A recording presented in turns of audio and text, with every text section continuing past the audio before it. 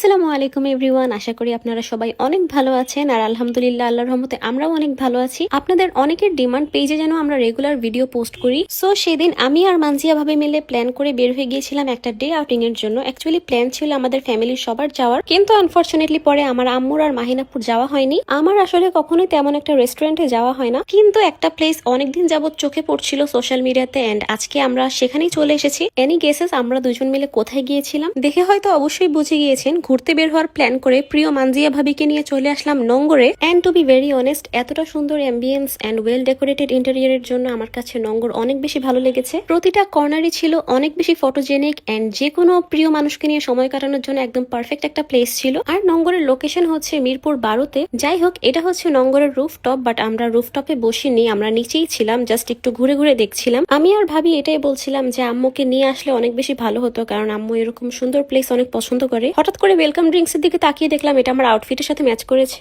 এর মধ্যেই খাবারও সার্ভ করে দিচ্ছিল। পুরো ভিডিওতে আমাকে আর মানজিয়া ভাবিকে দেখা গেলেও আমরা টোটাল ছিলাম 7-8 জন। এন্ড যেহেতু অনেক মানুষ, তাই অনেক আইটেমের খাবার অর্ডার করা হয়েছিল। আর টু বি ভেরি অনেস্ট, নোঙ্গরের প্রত্যেকটা খাবারেরই কোয়ালিটি এন্ড টেস্ট অনেক বেশি ভালো ছিল। এন্ড আপনারা যদি ফুড এক্সপ্লোর করতে পছন্দ করেন then you should definitely visit Nongor. কিন্তু দুঃখের কথা হচ্ছে, স্টোরি দেওয়ার জন্য অনেকগুলো ভিডিও ক্লিপ নিয়েছিলাম, বাট আমি স্টোরি দিতে ভুলে যাই। তারপর সবার জন্য ডেজার্ট আইটেম সার্ভ করে দিচ্ছিল। Though I don't have a sweet tooth, but আমার চিজ কেক অনেক বেশি পছন্দ। এতগুলো সুন্দর ডেজার্টের মাঝে আমার চোখ ছিল চিজ কেকটার দিকে, এন্ড সেই সাথে 50% তিরামিসুর দিকেও আমার চোখ ছিল। আমার জন্য পৃথিবীর সব ডেজার্ট আইটেম একদিকে আর চিজ কেক অন্যদিকে, এন্ড এই চিজ কেকটার টেস্ট অনেক বেশি ভালো ছিল। দেন খাবার শেষে সবার জন্য কোল্ড কফি অর্ডার করা হয়েছিল, বাট আনফরচুনেটলি সেগুলোও আমি খুব অ্যাস্থেটিক ভাবে ছবি তুলে পরে স্টোরি দিতে ভুলেই যাই। তারপর ভাবলাম কষ্ট করে সেজেগুজে বের হয়েছি, যেহেতু কিছু ছবিও তুলে নেই, যেহেতু পিকচার তোলার জন্য এই ব্যাকগ্রাউন্ডটা আমার আর মানজিয়া ভাবির অনেক পছন্দ হয়েছে, তাই ওয়েট করছিলাম যে এই জায়গাটা ফাঁকা হলে আমরা এখানেই পিকচার তুলবো। পিকচার ক্লিক করার টাইমে আসলে তাড়াহুড়া করে কোনো লাভ নাই। ব্যাকগ্রাউন্ডে মানুষ সহ 10টা ছবির থেকে একটা